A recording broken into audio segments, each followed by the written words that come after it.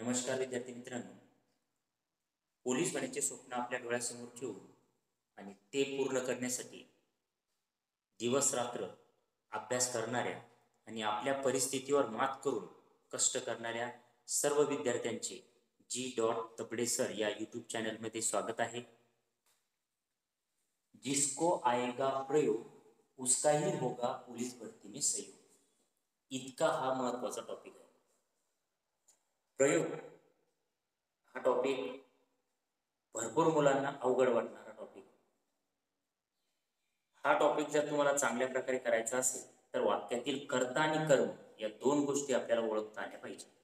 आणि आपण या YouTube चॅनलला याच्या अगोदरच्या व्हिडिओमध्ये कर्ता आणि कर्म कसा ओळखायचा याची शॉर्टकट पद्धत आपण त्या ठिकाणी शिकलेलो आहे।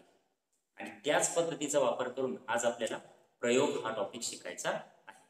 चला तर प्रयोग टॉपिक शिकण्याच्या अगोदर जर तुम्ही या चॅनलला नवीन असाल किंवा अजूनही चॅनल सबस्क्राइब केलेलं नसेल तर पहिले या चॅनलला सबस्क्राइब करा, लाईक करा आणि शेअर करा। तर बघा, प्रयोग टॉपिक अभ्यासताना प्रयोग म्हणजे काय हे आपण पहिले समजून घेऊ।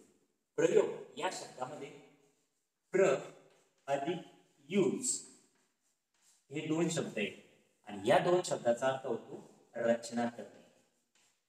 रचना करणे म्हणजे वाक्याची रचना करणे किंवा वाक्यात आलेली कर्ता कर्म क्रियापद हे तीन घटकांची जुळणी करणे। या तीन घटकांचा परस्पर संबंध साधणे म्हणजेच प्रयोग। याच गोष्टीला म्हणायचं प्रयोग। प्रयोगमध्ये प्र आणि यूज हे दोन शब्द येतात आणि प्र आणि यूज म्हणजेच रचना करणे किंवा आपण त्याला जुळणी करणे किंवा आपण त्याला परस्परांचा संबंध सांगणे असं देखील त्याचा अर्थ होतो। असं देखील आपण त्याला म्हणू शकतो। तर बघा, प्रयोग टॉपिक अभ्यासताना आपण सर्वात प्रथम प्रयोग म्हणजे काय याची एक व्याख्या आपण अभ्यास। तर बघा, वाक्यातील कर्ता कर्म क्रियापद आपण या अगोदर पण वाक्याची रचना जेव्हा आपण शिकत होतो त्या रचनेमध्ये आपण तीन घटक अभ्यासलेले आहेत, कर्ता कर्म आणि क्रियापद। कर्ता कशाला म्हणायचं, कर्म कशाला म्हणायचं आणि क्रियापद कशाला म्हणायचं हे आपण या अगोदरच्या व्हिडिओमध्ये आपण पाहिलेलं आहे। तर बघा, मग याच कर्ता कर्म क्रियापद यांचा परस्पर जो संबंध वाक्यात सांगितलेला असतो याच संबंधाला प्रयोग असे म्हणतात। वाक्यातील कर्ता कर्म क्रियापद यांच्या परस्पर संबंधाला प्रयोग असे म्हणतात। म्हणजे वाक्यामध्ये कर्ता कर्म क्रियापद येत असतात आणि यांचा असणारा एकमेकांशी संबंध म्हणजेच प्रयोग। तर अशा प्रकारचा प्रयोग आपण आता अभ्यासणार आहे। तर बघा, प्रयोग अभ्यासताना आपल्याला पहिले कर्ता आणि कर्म हे ओळखता आलं पाहिजे। जर कर्त्याचा संबंध जर क्रियापदाशी सांगितलेला असेल किंवा कर्त्यानुसार जर क्रियापद बदलत असेल तर त्याला कर्तरी प्रयोग म्हणतात। कर्मानुसार जर क्रियापद बदलत असेल तर त्याला कर्मणी प्रयोग असे म्हणतात। आणि कर्ता आणि कर्म या दोघांनुसार जर क्रियापद बदलत नसेल तर त्याला भावे प्रयोग म्हणतात। म्हणजेच कर्त्याचा कर्माचा क्रियापदाशी कशा प्रकारे संबंध सांगितलेला आहे या संबंधातूनच प्रयोगाचे तीन प्रकार पडतात। तर ते प्रकार आपण आता बघू।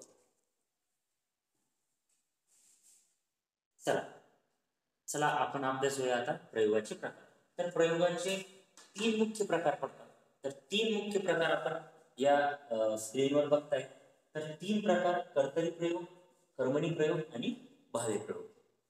आता कर्तरी प्रयोग म्हणजे काय हे आपण आता शिकणार आहे।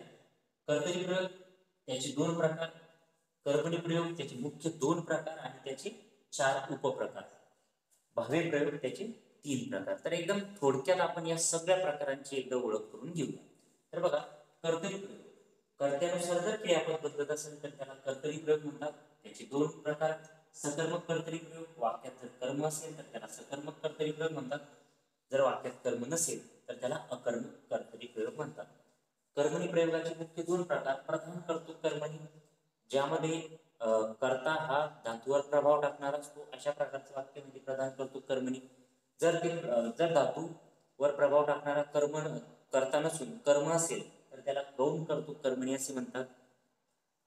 त्यामध्ये चार प्रकार, पुराण कर्मणी यामध्ये संस्कृत मधले वाक्य येत असतात, नवीन कर्मणी यामध्ये क्रियापदाला कडून प्रत्यय लागलेला असतो, शक्य कर्मणी यातील शक्यता दर्शक म्हणजे शक्य क्रियापदाची वाक्य यामध्ये येत असतात. समापन कर्मणी याच्यात संयुक्त क्रियापदाची वाक्य या ठिकाणी येत असतात. तर अशा प्रकारे मी थोड्या शॉर्टकट ट्रिक्स सांगणार आहे. त्या ट्रिक लक्षात ठेवायचे आणि कोणत्याही प्रयोगाचे वाक्य ओळखायचे. नंतर आहे भावी प्रयोग. सकर्मक भावी. जर कर्ता आणि कर्म याच्यानुसार जर क्रियापद बदलत नसेल तर त्या प्रकारच्या प्रयोगाला म्हणायचं भावी प्रयोग. त्यामध्ये सकर्मक भावी. जर वाक्यात कर्म असेल तर सकर्मक भावी, वाक्यात कर्म नसेल तर अकर्मक भावी. भाव कर्तृक किंवा अकर्तृक. जर वाक्याचं क्रियापदच कर्तेचा जर भाव दर्शवत असेल तर त्याला भाव कर्तृक किंवा त्याला दुसरं नावे अकर्तृक क्रियापद असे म्हणतात. तर बघा, हे सगळे होते प्रयोगाचे प्रकार. आता आपण व्यवस्थितरित्या स्टेप बाय स्टेप प्रत्येक प्रयोगाच्या प्रकाराचा अभ्यास करणार आहे. तर त्यातील सर्वात सुरुवातीचा प्रयोगाचा प्रकार म्हणजे कर्तरी प्रयोग. याची व्याख्या आणि काही उदाहरणे आपण आता बघू. चला, सगळ्यात पहिला प्रकार म्हणजे कर्तरी प्रयोग. तर कर्तरी प्रयोगाची आपण व्याख्या जाणून घेऊ. कर्त्याच्या लिंग वचनानुसार क्रियापदाचे रूप जेव्हा बदलते तेव्हा त्यास कर्तरी प्रयोग असे म्हणतात. म्हणजे कर्त्याच्या लिंग आणि वचनमध्ये जर आपण बदल केला तर त्याच्यानुसार जर क्रियापद बदलत असेल तर अशा प्रकारच्या वाक्याला म्हणायचं कर्तरी प्रयोग. तर बघा, आता यामध्ये दोन शब्द आलेले. कर्त्याच्या लिंग आणि वचनानुसार म्हणजे कर्त्याचं लिंग म्हणजे पुल्लिंगी, स्त्रीलिंगी आणि नपुंसकलिंगी. वचनानुसार एक वचन आणि वचन यानुसार जर मध्ये आपण जर कर्त्यामध्ये जर बदल केला तर त्यानुसार क्रियापद बदलतं. असं जर वाक्य असेल तर ते असतं कर्तरी प्रयोगाचं. तर इथं बघा, उदाहरणार्थ अभय जेवण करतो. अभय जेवण करतो या वाक्यामध्ये अभय हा पुल्लिंगी शब्द आहे. जेवणारा कोण? जेवण करणारा कोण? अभय. हा आला कर्ता. तर बघा, या कर्त्याच्या आपण काय करू, त्याचा लिंग आणि वचनानुसार बदल करू. तर कर्त्याचा आपण सगळ्यात पहिले लिंगानुसार बदल करू. म्हणजे स्त्रीलिंग पुल्लिंगी रूप आहे, याचं स्त्रीलिंगी म्हणजे आपण याचं वाक्य घेऊ, राणी जेवण करते. राणी जेवण करते. तर बघा, या वाक्यामध्ये पुल्लिंगीचा आपण स्त्रीलिंगी केलं, कर्त्यामध्ये लिंगानुसार बदल केला तर बघा या ठिकाणी क्रियापद बदललेला आहे. म्हणजे अभय जेवण करतो आणि आपण याचं स्त्रीलिंगी रूप जर घेतलं तर राणी जेवण करते. म्हणजे या लिंगानुसार क्रियापदामध्ये बदल झालेला आहे. आता वचनानुसार बदल करून बघू. तर बघा, आपण म्हटलं की आता ते जेवण करतात. ते जेवण करतात. तर बघा, ते म्हटल्यानंतर एकापेक्षा जास्त व्यक्ती त्या ठिकाणी येतात आणि आपण जर म्हटलं की ते जेवण करतात तर या ठिकाणी करता हा क्रियापदामध्ये बदल झालेला आहे. तर बघा, अशा प्रकारे जर एखाद्या कर्त्याच्या लिंग आणि वचनानुसार जर क्रियापद बदलत असेल तर त्या प्रकारच्या वाक्याला म्हणायचं कर्तरी प्रयोग. म्हणजे हे तीनही वाक्य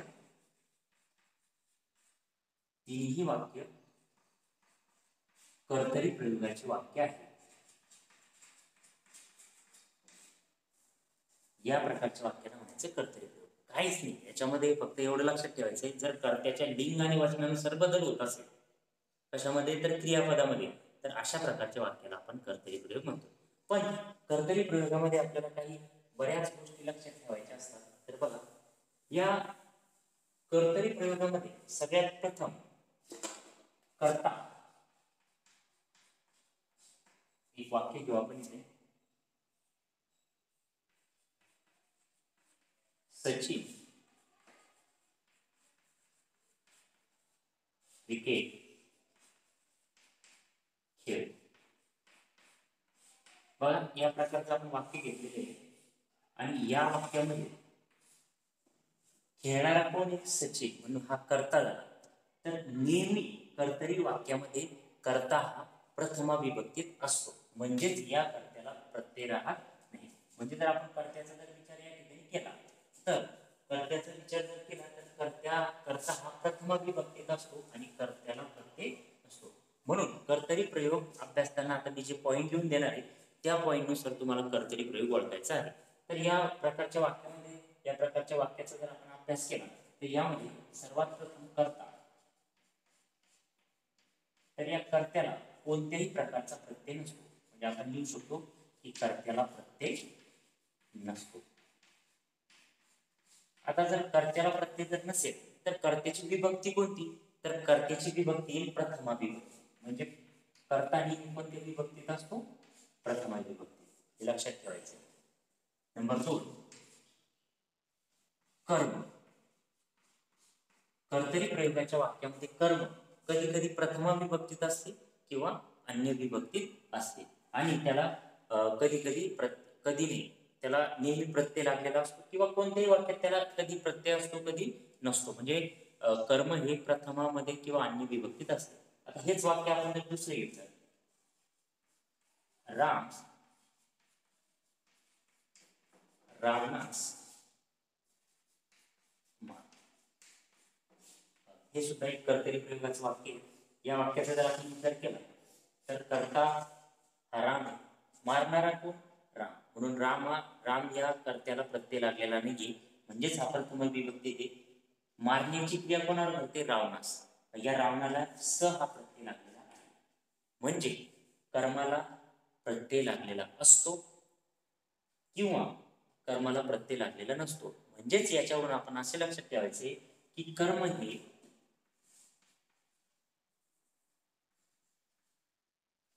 प्रथमा किंवा अन्य विभक्तीत असते. बघा, कर्म हे कर्तरी वाक्यामध्ये प्रथमा किंवा अन्य विभक्तीमध्ये असते. इथं आता कर्म ही प्रथमा विभक्तीत आहे, इथं हे स लागल्यानंतर ते दुसऱ्या प्रकारच्या विभक्तीमध्ये जातात. आणि आपण त्याला पुन्हा म्हणू शकतो की कर्माला काय लागलेला असतो, कर्माला प्रत्यय लागलेला असतो. आणि जर आपण या ठिकाणी विचार केला क्रियापदाचा, या वाक्यामध्ये जर आपण विचार केला क्रियापदाचा, तर क्रियापद हे कर्त्यानुसार बदलते. कर्त्यानुसार बदलते. आणि एक चौथा पॉईंट लक्षात ठेवा, जर क्रियापद कर्त्यानुसार जर बदलत असेल तर कर्त्यानुसार बदलत असेल तर या क्रियापदामधला जो मूळ धातू आहे त्या धातूवर प्रभाव टाकणारा सर्वात जास्त कोण, तर त्या धातूवर प्रभाव टाकणारा म्हणजे त्याला आपण म्हणू धातुरूपेश. त्याला आपल्याला म्हणता येईल धातुरूपेश.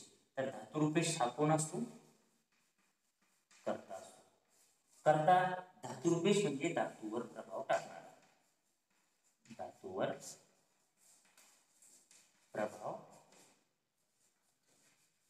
टाकणारा. धातुरूपेश म्हणजे धातूवर प्रभाव टाकणारा. बघा, जर का आपल्याला कर्तरी प्रयोगाचं जर वाक्य ओळखायचं असेल तर आपल्याला फक्त एवढी गोष्ट लक्षात ठेवायची की वाक्यामध्ये कर्त्याला प्रत्यय नसला पाहिजे. जर ज्या वाक्यामध्ये कर्त्याला प्रत्यय नसतो तर तो कर्तरी प्रयोग असतो. एक मंत्र असतो बघा इथं, ज्याला प्रत्यय नसतो तो प्रयोग असतो. म्हणजे कर्त्याला जर प्रत्यय नसेल तर कर्तरी प्रयोग, कर्माला जर प्रत्यय नसेल तर कर्मणी प्रयोग, आणि दोघांना जर प्रत्यय असेल तर भावे प्रयोग. असे आपण पुढे शिकणार आहे. पण या ठिकाणी लक्षात ठेवा, कर्तरी प्रयोगामध्ये कर्त्याला कधीही प्रत्यय राहत नाही. एखादा वाक्य जर तुम्हाला कर्तरी प्रयोगाचं ओळखायचं असेल तर त्या ठिकाणी तुम्हाला फक्त एवढंच ओळखायचं आहे की त्या ठिकाणी वाक्यामध्ये कर्ता कोणता आहे आणि त्या कर्त्याला प्रत्यय आहे का नाही. जर कर्त्याला प्रत्यय नसेल तर तो प्रयोग कर्तरी प्रयोगाचं वाक्य असतं. तर बघा, तर या 4 गोष्टींनुसार तुम्हाला कर्तरी प्रयोग ओळखता येईल. कर्ता प्रथम प्रत्यय नसतो म्हणजे तो प्रथम विभक्तीत असतो. कर्म प्रथमा किंवा अन्य विभक्तीत असते म्हणजेच कर्माला प्रत्यय लागलेला असतो. क्रियापद हे कर्त्यानुसार बदलते आणि धातुरूपेश म्हणजे धातूवर प्रभाव टाकणारा सर्वात जास्त कोण असतो, कर्ता असतो. तर अशा प्रकारे आपण कर्तरी प्रयोगाचं वाक्य आपण ओळखू शकतो. आता याचे 2 उपप्रकार, सकर्मक कर्तरी आणि अकर्मक कर्तरी, ते आपण आता बघू.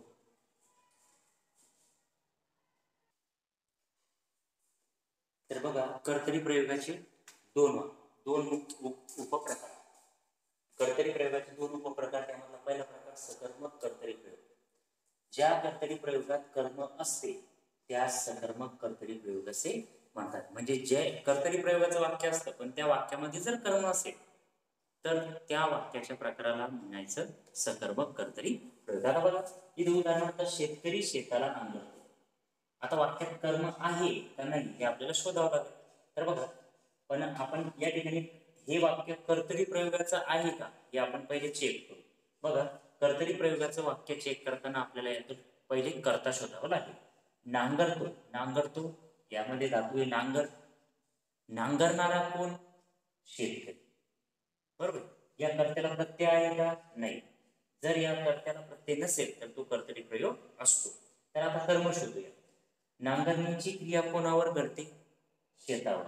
म्हणून या वाक्यामध्ये कर्म आहे, म्हणून या प्रकारचं वाक्य हे सकर्मक कर्तरी प्रयोगाचं वाक्य येईल. बघा, सरळ सोपं. वाक्यात कर्म असेल तर सकर्मक कर्तरी आणि वाक्यात कर्म नसेल तर अकर्मक कर्तरी. तर बघा, दुसरा प्रकार अकर्मक कर्तरी प्रयोग. ज्या कर्तरी प्रयोगात कर्म नसते,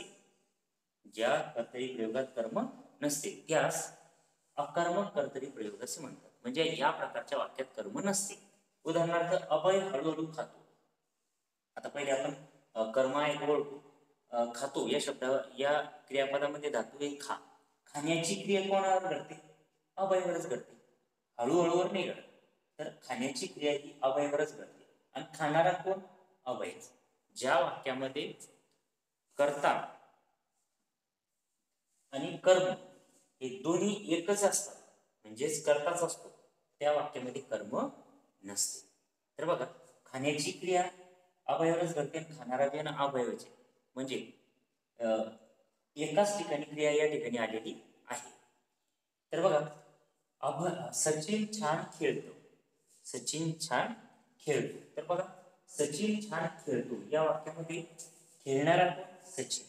खेळण्याची क्रिया छानवर नाही घडत, तर खेळण्याची क्रिया ही सचिनवरच घडते. म्हणून क्रियापदाने दाखवणारी क्रिया ही कर्त्यापासूनच सुरू होते आणि कर्त्यावरच थांबते. म्हणून अशा प्रकारच्या वाक्यामध्ये कर्म नसते. तर कर्म ओळखता यायला पाहिजे. जर कर्म ओळखता आला तरच आपण हा अकर्मक कर्तरी प्रयोग ओळखू शकतो. तर बघा, याच्यात कर्म आहे, यामध्ये नाही. जर कर्म असेल तर सकर्मक कर्तरी आणि जर कर्म नसेल तर अकर्मक कर्तरी. तर बघा, या ठिकाणी आपला प्रयोगाचा पहिला प्रकार कर्तरी प्रयोग हा पहिला प्रकार संपलेला आहे. कर्तरी प्रयोग म्हणजे कर्त्यानुसार जर क्रियापद बदलत असेल तर त्या वाक्याला कर्तरी प्रयोगाचं वाक्य म्हणतात. कर्तरी प्रयोगाचे दोन उपप्रकार. सकर्मक कर्तरी प्रयोग, ज्या वाक्यात कर्तरी प्रयोगाचं वाक्य असतं पण त्या वाक्यात जर कर्म असेल तर सकर्मक कर्तरी प्रयोग म्हणायचं. ज्या कर्तरी वाक्यामध्ये कर्म नसेल तर त्याला अकर्मक कर्तरी असे म्हणतात. चला, हा होता कर्तरी प्रयोगाचा प्रकार. चला, पुढचा प्रकार आपण बघूया, कर्मणी प्रयोग. प्रयोगाचा दुसरा प्रकार आपण या ठिकाणी शिकतोय, त्याचं नाव आहे कर्मणी प्रयोग. आता सगळ्यात पहिले आपण कर्मणी प्रयोगाची व्याख्या बघू. वाक्यातील कर्माच्या लिंग वचन पुरुषानुसार क्रियापदाचे रूप बदलते तेव्हा त्यास कर्मणी प्रयोग असे म्हणतात. बघा, एखाद्या वाक्यामध्ये कर्मानुसार जर क्रियापद बदलत असेल तर त्या वाक्याला कर्तरी प्रयोगाचं वाक्य असे म्हणतात. तर आपण इथं उदाहरण बघू. राहुलने आंबा खाल्ला. आता बघा, या वाक्यामध्ये आपल्याला सगळ्यात प्रथम कर्म ओळखावं लागेल. तर बघा, खाल्लामध्ये खा धातू आहे आणि आपण याला प्रश्न विचारू, खाण्याची क्रिया कोणावर घडते? तर खाण्याची क्रिया कोणावर घडते? आंब्यावर. म्हणून आंबा हे झालं या ठिकाणी कर्म. तर बघा, या कर्मानुसार जर क्रियापद बदलत असेल तर त्या प्रकारच्या वाक्याला म्हणायचं कर्मणी प्रयोग. आता हे कसं बदलतं? तर ते वाक्य कर्माच्या लिंग, वचन आणि पुरुषानुसार बदलत असतं. तर बघा, लिंगानुसार म्हणजे आंबा, याचा आपण लिंग बदल केलं तर समजा दुसरं फळ घेतला, तो आंबा म्हणजे पुल्लिंगी आहे, पण आपण घेतलं चिंच. चिंच जर घेतली तर हे स्त्रीलिंगी रूप येतं, ती चिंच. तर याच्यानुसार जर आपण बदल करून पाहिला तर बघा, तो आंबा म्हणजे पुल्लिंगी आणि ती चिंच म्हणजे स्त्रीलिंगी. म्हणजे आपण याच्यात लिंगानुसार बदल करू. म्हणजे राहुलने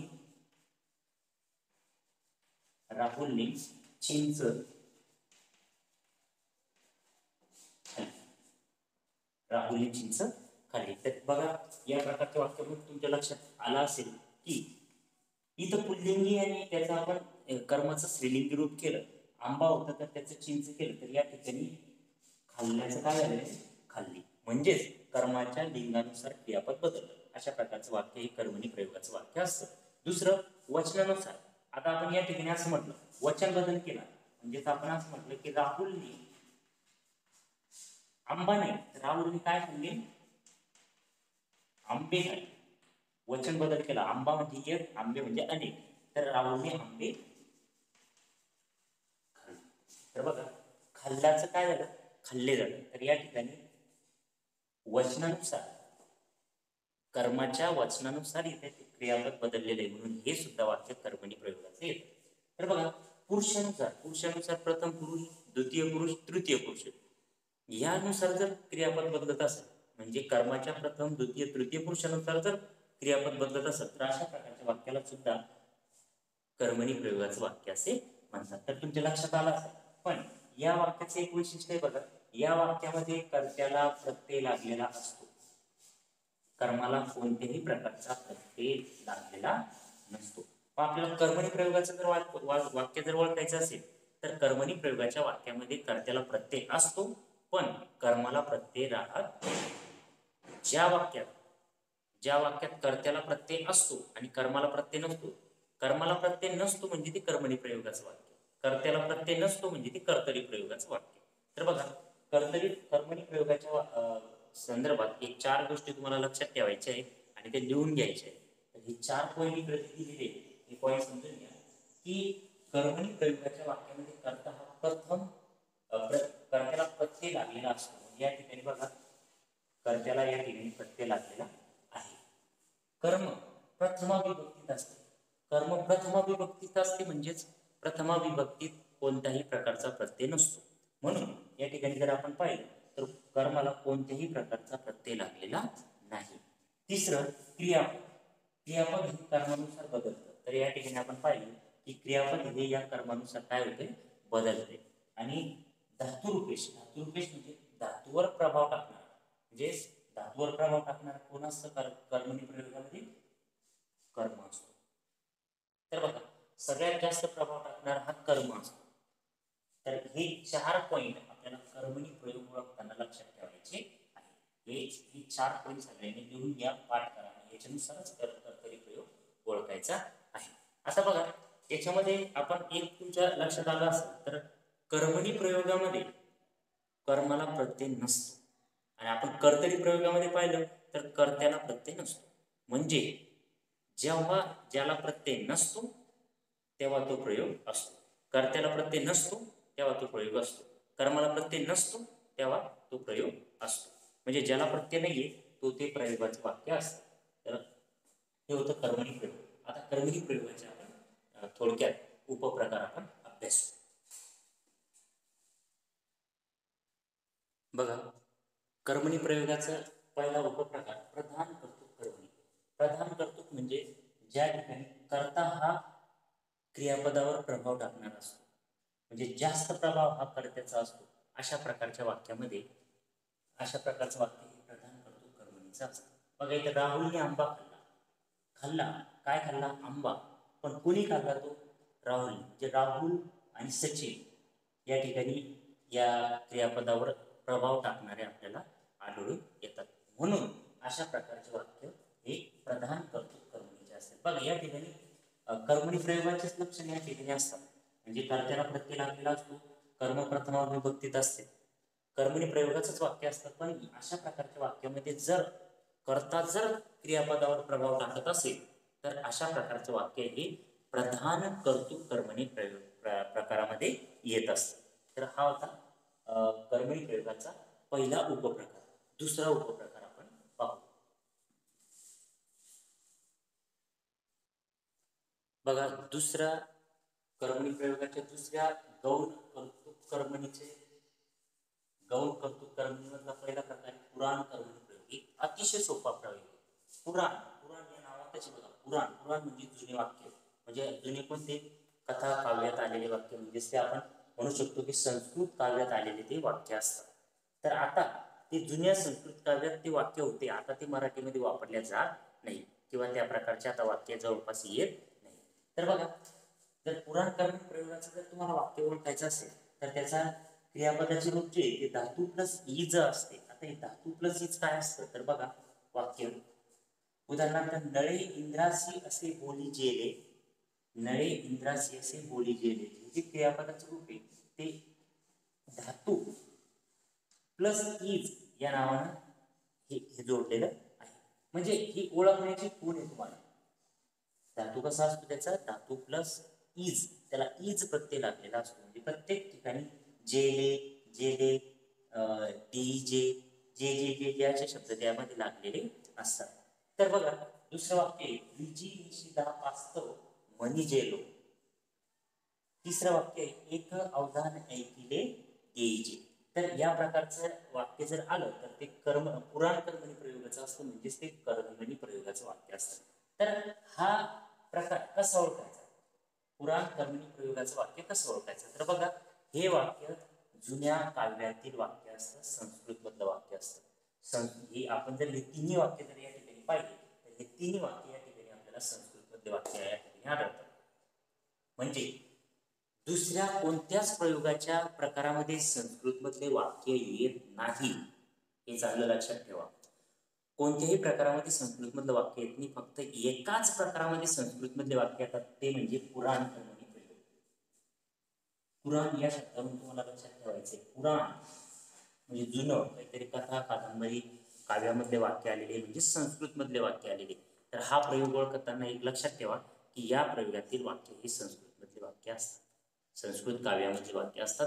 अशा प्रकारचे वाक्य इतर कोणत्याही प्रयोगाच्या प्रकारात येत नाही.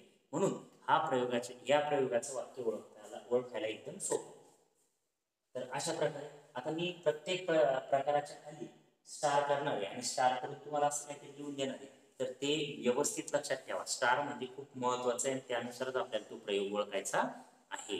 आता हा प्रयोग कसा ओळखणार तर धातू प्लस इज हे तुम्ही वापरू शकता, किंवा याचे वाक्य असे आहेत, संस्कृत मधले वाक्य आहेत, संस्कृत काव्यामधले वाक्य की हे वाक्य इतर कोणत्याही प्रयोगाच्या प्रकारामध्ये येत नाही. एकदम अतिशय सोपं आहे. असे हे वाक्य 1 2 3 वाक्य परीक्षेला बऱ्याच वेळेस विचारलेले आहेत. ही वाक्य जशीच्या तशी लिहून घेतली तरी चालेल. तर बघा कर्मणी प्रयोगाचा आपण दुसरा प्रकार उपप्रकार शिकतोय गौण कौतुक कर्मणी. यामधला आपला हा होता पुराण कर्मणी प्रयोग. हा होता पहिला प्रकार. आता आपण जाऊ दुसऱ्या प्रकारात. तर चला आपण पुढचा प्रकार शिकूया नवीन कर्मणी प्रयोग. याला दुसरं नाव आहे कर्तरी प्रयोग, कर्म कर्तरी प्रयोग. या नवीन कर्मणी प्रयोगाच्या वाक्यामध्ये कर्त्याला कडून प्रत्यय लागलेला असतो. कडून हा प्रत्यय त्याला लागलेला असतो. जर तुम्हाला नवीन कर्मणी प्रयोगाचं जर वाक्य ओळखायचं असेल तर त्याला काहीच पाहण्याची गरज नाही. ज्या वाक्यात कडून शब्द आला, ज्या वाक्यामध्ये कडून शब्द आला ते वाक्य नवीन कर्मणी प्रयोगाचं असतं. हे एवढंच फक्त तुम्हाला लक्षात ठेवायचं आहे. तर बघा कर्त्याला कडून प्रत्यय लागलेला असतो. बघा आपण त्याची उदाहरणं बघू. रामाकडून रावण मारला गेला. आता रामाकडून मारला गेला, रावण कोणाकडून मारला गेला रामाकडून, म्हणून हा झाला कर्ता. आणि कर्त्याला या ठिकाणी कोणता प्रत्यय लागलेला आहे कडून, म्हणून हे कर्मणी प्रयोगाचं वाक्य आहे. बस एवढंच लक्षात ठेवायचं की कर्त्याला कोणता प्रत्यय असतो कडून. दुसरं वाक्य घेऊ. शेतकऱ्याकडून शेती नांगरली गेली. शेतकऱ्याकडून कर्त्याला या ठिकाणी प्रत्यय लागलेला आहे कडून, म्हणून हे सुद्धा कर्मणी प्रयोगाचं वाक्य आलं. त्यामध्ये नवीन कर्मणीचं वाक्य आलं. आता जे खालचे दोन वाक्य आहेत हे नेहमी पेपरला विचारले गेलेले वाक्य आहेत. तर बघा या दोन वाक्याला स्टार करून लिहून घ्या. खूप महत्वाचे वाक्य आहे. तिसरं आणि चौथं वाक्य. सफेद पत्रके वाटली गेली, सर्वांना समज दिली जाईल. हे दोन वाक्य अपवादात्मक आहे की या वाक्यामध्ये कडून प्रत्यय लागलेला नाहीये. पण यामध्ये जर आपण विचार केला तर यात अदृश्य कर्ता आहे आणि या कर्त्याला कडून प्रत्यय लागलेला आहे. सफेद पत्रिके वाटली गेली. आता सफेद ऑटोमॅटिक पत्रिके वाटले जाणार नाही, तर ती कोणीतरी वाटलेली आहे, म्हणजे कोणाकडून तर ती वाटल्या गेली. म्हणजे कडून त्या ठिकाणी कडूनचा उल्लेख या वाक्यामध्ये सुद्धा येतो, पण अप्रत्यक्षरित्या येतो. सर्वांना समज दिली जाईल. समज देणारे कोणी, कोणाकडून तरी कोणाला तरी समज दिल्या जाईल. म्हणजे कडून हा अप्रत्यक्षरित्या त्यामध्ये येतो. म्हणून हे दोन वाक्य लक्षात ठेवायचे की या दोन वाक्यामध्ये कडून आपल्याला दोन वाक्यामध्ये कडून प्रत्यय आपल्याला दिसत नाही. तरी तो अप्रत्यक्षरित्या त्या ठिकाणी असतो. अशी दोन वाक्य सुद्धा हे कर्मणी प्रयोगाचे येतात. नवीन कर्मणी प्रयोगात फक्त एकच लक्षात ठेवायचंय की त्या वाक्यामध्ये कर्त्याला कडून हा प्रत्यय लागलेला असतो. आणि हे दोन वाक्य त्या ठिकाणी IMP महत्वाचे आहेत. सफेद पत्रकी वाचली गेली आणि सर्वांना समज दिली जाईल. चला जो आपण तिसऱ्या प्रकारात, तिसरा प्रकार आपण या ठिकाणी अभ्यास करू. त्याचं नाव आहे शक्य कर्मणी प्रयोग. शक्य कर्मणी प्रयोगाचं जर वाक्य तुम्हाला ओळखायचं असेल तर दोनच गोष्टी आपल्याला लक्षात ठेवायच्या आहेत की कर्त्याला चानी प्रत्यय लागलेला असतो. कर्त्याला चानी प्रत्यय लागलेला असतो आणि क्रियापद ही शक्यता दर्शवते. या दोन गोष्टी लक्षात ठेवून आपण शक्य कर्मणी प्रयोगाचं वाक्य आपण ओळखू शकतो. तर बघा या ठिकाणी उदाहरणार्थ रामाच्याने काम करवते. या ठिकाणी काम करणारा कोणी राम, तर या राम या कर्त्याला चानी प्रत्यय लागलेला आहे आणि क्रियापद हे शक्यता दर्शवते. करवते म्हणजे शक्यता दर्शवणार क्रियापद आहे. सागरच्याने पर्वत चढवतो. कर्त्याला चानी प्रत्यय लागलेला आहे आणि क्रियापद या ठिकाणी शक्यता दर्शक आहे. तर शक्य कर्मणी प्रयोगाचं वाक्य क्रियापद ही शक्यता दर्शवतं आणि कर्त्याला चानी प्रत्यय लागलेला असतो.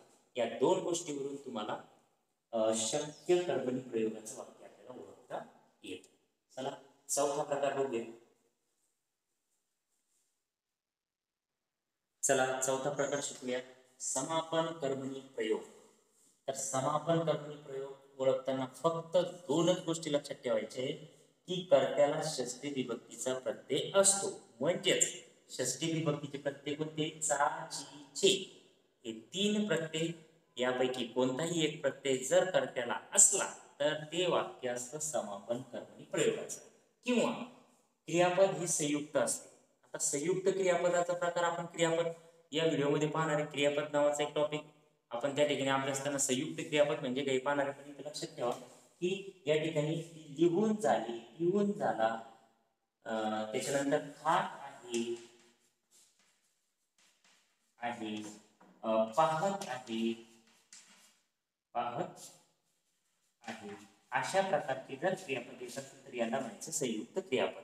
तर बघा समापन कर्मणीचे आपल्याला दोनच लक्षण आहेत. दोनच प्रकारे आपण कर्म याचा प्रकार ओळखू शकतो. फक्त कर्त्याला षष्ठी विभक्तीचा प्रत्यय आहे का आणि क्रियापद संयुक्त आहे का, या दोन गोष्टी जर तुम्ही याच्यामध्ये पाहिल्या, वाक्यामध्ये पाहिल्या, तर पाठाक्षणी तुम्ही त्या ठिकाणी समापन कर्मणी प्रयोगाचं वाक्य आहे असं ओळखू शकता.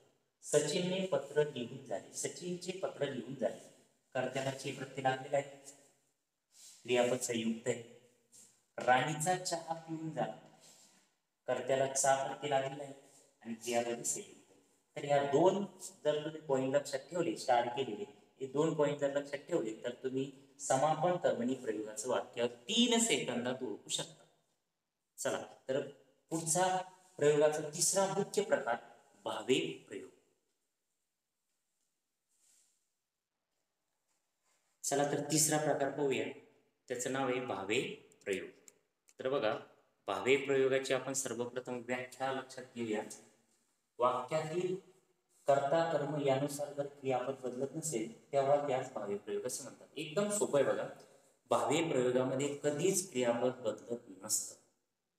आणि दुसरी ओळखण्याची खूण म्हणजे कर्त्याला आणि कर्माला दोन्हीला पण प्रत्यय लागलेला असतो.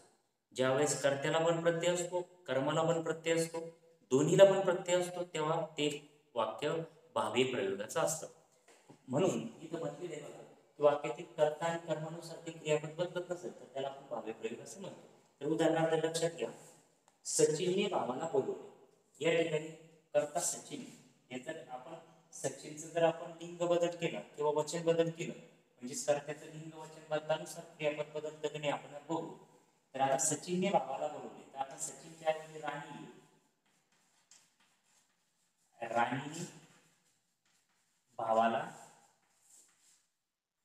बोलवले, बोलवले, राणीने भावाला बोलवले. आता बघा राणीने आपण कर्त्याचं लिंग बदल केला तरी सुद्धा क्रियापद बदलत नाही. आता आपण काय करू, कर्माचं वचन लिंग बदलून बघू. कर्माचं लिंग वचनानुसार क्रियामध्ये बदल होतो का बघू. तर बघा हेच घेऊ आपण. आता सचिनने, हेच वाक्य परत घेऊ. सचिनने, आता भावाला म्हणण्यापेक्षा आपण ताईला घेऊ. कर्माचं लिंग बदलतो. ताईला बोलविले. सचिनने ताईला बोलविले. या वाक्यात सुद्धा आपण कर्माचं लिंग बदल केला तरी क्रियापदामध्ये बदल होत नाही. म्हणजेच ज्या वाक्यामध्ये कर्त्यानुसार आणि कर्मानुसार क्रियापद बदलत नसेल त्या वाक्याला भावे प्रयोग असे म्हणतात. भावे प्रयोगाच्या बाबतीमध्ये आपल्याला 3 गोष्टी लक्षात ठेवायच्या आहेत. याच्या कर्त्याला प्रत्यय असतो, भावे प्रयोगामध्ये कर्माला सुद्धा प्रत्यय असतो, क्रियापद बदलत नाही. या 3 गोष्टी लक्षात ठेवा. कर्त्याला प्रत्यय असतो, कर्माला सुद्धा प्रत्यय असतो आणि क्रियापद हे बदलत नाही. अशा प्रकारे होता हा भावे प्रयोग. तर भावे प्रयोगाचे आणखी 2 प्रकार पडतात. सकर्मक भावे प्रयोग आणि अकर्मक भावे प्रयोग. ते आपण पाहू. बघा मित्रांनो, आता एक शेवटचा प्रकार भावे प्रयोग. भावे प्रयोग शिकत असताना त्याचे 3 प्रकार आपण पाहिले होते. सकर्मक भावे, अकर्मक भावे, भावकर्तृक भावे. तर आपण त्याचे विशेष डिटेल माहिती बघू. सकर्मक भावे प्रयोग, ज्या भावे प्रयोगात कर्म नसते किंवा असते. ओके, इथं सकर्मक भावे म्हणजे इथं कर्म असते, अकर्मक भावे इथं कर्म नसते आणि भावकर्तृक म्हणजे क्रियेचा भाव सांगितलेला असतो. तर बघा, पहिला प्रकार आहे सकर्मक भावे प्रयोग. ज्या भावे प्रयोगात कर्म असते त्याला सकर्मक भावे प्रयोग असे म्हणतात. म्हणजे भावे प्रयोगाचंच वाक्य असतं पण ते त्यामध्ये कर्म असतं. उदाहरणार्थ, अभयने पत्रात लिहिले. बघा, लिहिण्याची क्रिया कोणावर करते? पत्रामध्ये. म्हणजे हे झालं कर्म. या वाक्यात कर्म आहे आणि वाक्य हे भावे प्रयोगाचे आहे. भावप्रयोगाचं कसं वाक्य? तर बघा, कर्त्याला प्रत्यय, कर्माला प्रत्यय, दोघाला पण प्रत्यय असतं तर ते प्रयोग भावे प्रयोग.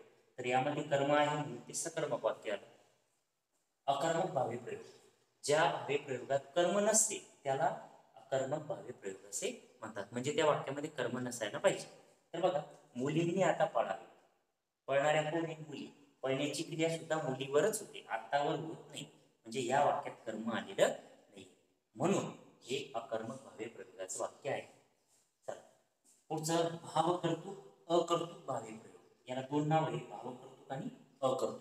तर बघा, त्याची व्याख्या, भाववाक्याचे वर्णन त्या ठिकाणी केलेलं असते. भाववाक्याचे वर्णन म्हणजे बघा, क्रियापदामध्येच त्या क्रियेचा भाव, कर्त्याचा भाव आलेला असतो. म्हणजेच त्याच्यामध्ये असे मळमळते, सांजवले, मावळते असे या ठिकाणी उजाडले अशा या ठिकाणी क्रियापद येत असतात. तर त्याची उदाहरणं बघू. भाववाक्याचे वर्णन केलेले असते. म्हणजे मला आता मळमळते, यामध्ये भाव व्यक्त होतो. कात्रजला जाताना घाटात मावळले, अशा प्रकारचे वाक्य या भावकर्तृक, अकर्तृक क्रियापदामध्ये येत असते. तर बघा, हे होते भावे प्रयोगाचे 3 प्रकार. विद्यार्थी मित्रांनो, आपण प्रयोगाचे 3ही प्रकार सविस्तर अभ्यासलेले आहेत. तर या प्रकाराचा खूप व्यवस्थितरित्या अभ्यास करा. व्यवस्थितरित्या मी दिलेले पॉईंट व्यवस्थित लिहा, त्याचे स्क्रीनशॉट काढून घ्या आणि त्याचे वारंवार सराव करा. असे केल्यानं तुम्हाला प्रयोगाचा एकही प्रश्न चुकणार नाही. धन्यवाद.